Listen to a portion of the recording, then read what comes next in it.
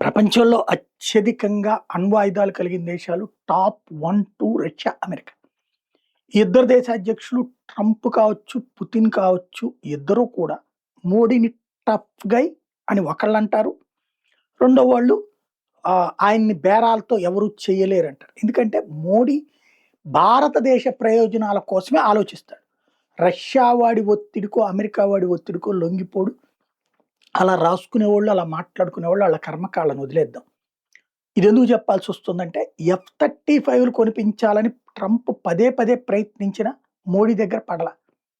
మిగ్గులు కొనిపిద్దామని చెప్పి ఎంత ప్రయత్నించినా రష్యా మాట పడల. ఇప్పుడు సుఖోయ్ 35కి సంబంధించి మరొకసారి భారత్‌లోనే ప్రాజెక్ట్ పెడతాం, భారత్‌లోనే తయారు చేస్తాం, భారత్‌కి సంబంధించిన ఆయుధాలు కూడా యాడ్ చేస్తాం.